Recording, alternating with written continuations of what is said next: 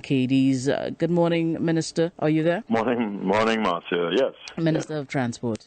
Yeah, I think you're appropriate to do this interview with, because this is a matter that is near and dear to you.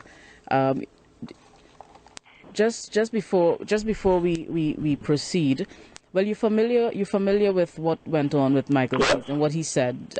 It's not what I don't want to repeat the comments he made, but of course it has to do with the triggering of a state of emergency and all of that.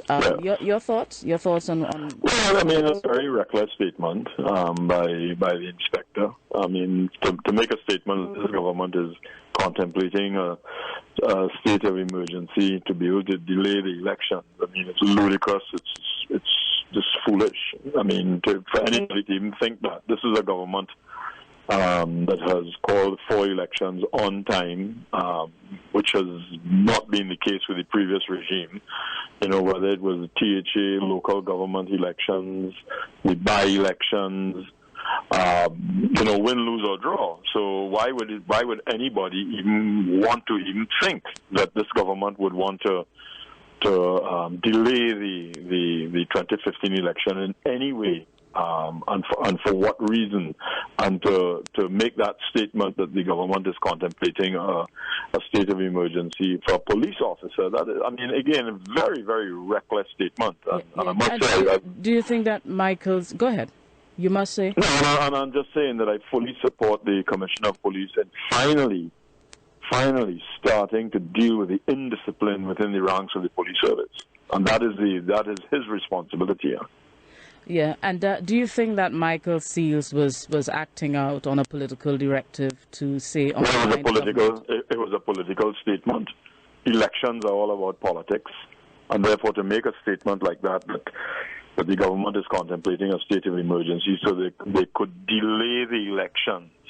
I mean, that is a political statement. That has, if the statement was made that the government is contemplating another state of emergency to deal with crime or whatever, whether they have information that says X, Y, and Z, well, then that's a different thing. To delay an election, that's a political statement, any which way you want to cut it. Yeah, and why you think Michael Seales would want to take that risk? What do you think should be the penalty for him doing that? I know an investigation is ongoing. Yeah. How should this matter? Well, he has been suspended, and I think that I don't know the Police Service Act.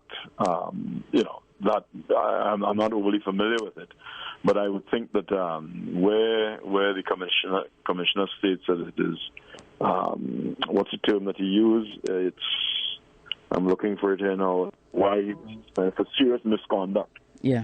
Does serious misconduct equate to dismissal or further suspension or demotion? I'm not too sure what the act says. All right. But I would hope to think that the acting commissioner does the right thing and really and truly start to bring this police service into line. What would you like to see happen in the case of Seales? I wouldn't want to comment on that because I don't know the inspector. I do not know what his history is. I don't know.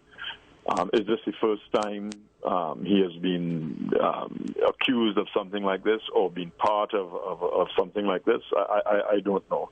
And so I would leave that up to the commissioner. Right. What I would ask is that the commissioner start dealing with the police service in a manner that can bring the police service back to where it was supposed to be many, many years ago. Mm-hmm. All right, because Michael Seales, I mean, he holds a very key position.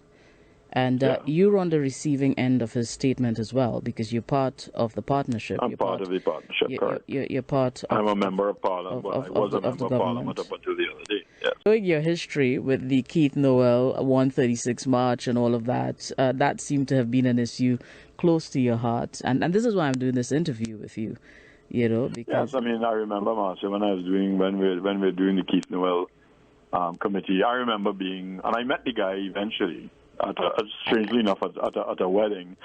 Who is that? A special branch officer that was basically assigned to the Keith Noel committee, not to ensure that we were safe, but to find out what it is that we were doing. And I eventually met him at a function, at a wedding of a mutual friend. And and he said, look, that was my job. I just did my job. Yeah. But I also remember when I filed, for instance, and I mean, the issues with the police service are very old issues. I remember when I filed for to be able to host the death march. I filed for that permission to march 6 weeks in advance, knowing fully well it would take a little time. Yeah. And I got the permission to march at 3 o'clock. The march was on the Saturday morning. That Friday, 3 o'clock in the afternoon was when I got permission to march. So it took them, and it was just the police just fooling around. Now, whether or not the police were being subjected to some political interference or not, I don't know, okay? But it took them 6 full weeks for me, and at the 11th hour to give me the approval to march.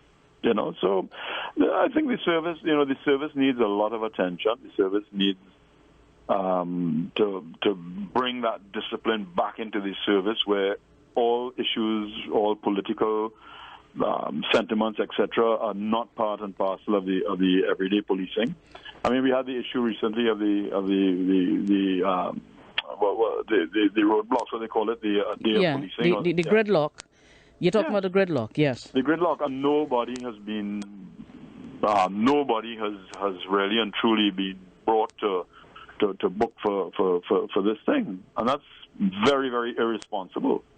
You shut this country down. Does the government believe that did the government see Michael Seales' fingerprints all over that situation?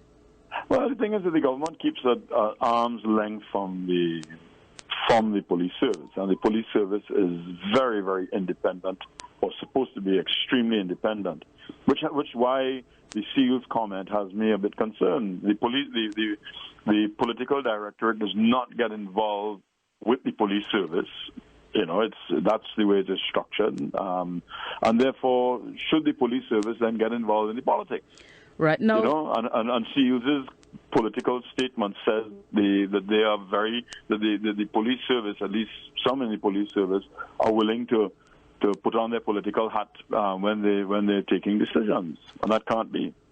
Right. So you're basically seeing forces in the politics, the opposing forces, working through the hands of Seales. Marcia, that has been from day one, from the 25th of May 2010. Yeah. Okay, we have been subjected to politics in every form or fashion. Everywhere it is reared its very, very ugly head. Yeah. And from the lowest denominator to the highest, and it's sad. That and using so-called credible fronts to do the unthinkable. Yes. Yes. Most definitely. To make it believable. Now, Anand Ramesar, the president of the police, the Social Welfare Association, he responded.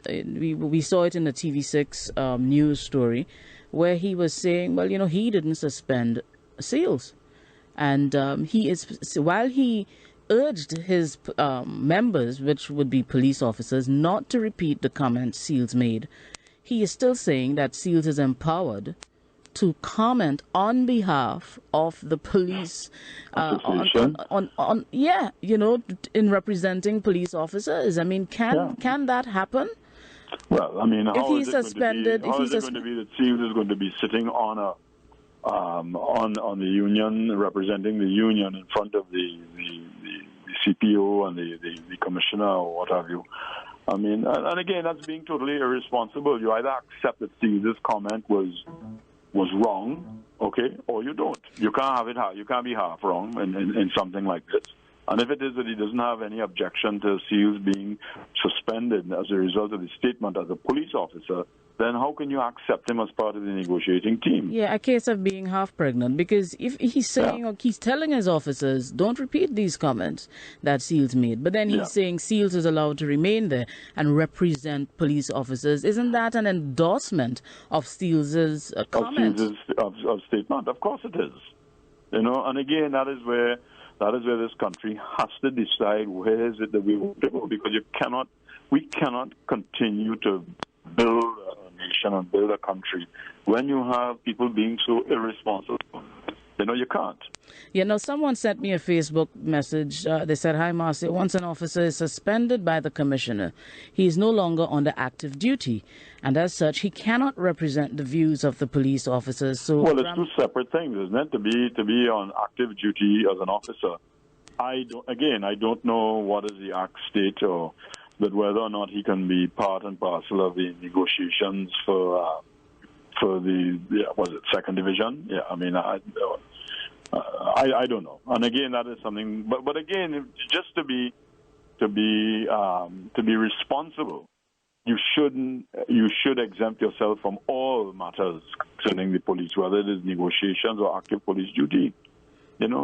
Show some high level of responsibility now, that you accept what you said. You might say, well, I still hold true to what I said. Fine, I don't have a problem with that. Everybody has their views, but don't expect that when you make a statement like that everybody is just going to back off and leave you alone. That was a very dangerous statement the gentleman made. Right. So you don't agree with Ramesar that he should keep Seales active as secretary? No, Seales has to stay away until this thing is dealt with, Thank you very much, Minister of Transport. Stephen Cadiz. Thank you. Yes. Thanks a lot for speaking to me there. That's the Minister of Transport, Stephen Cadiz.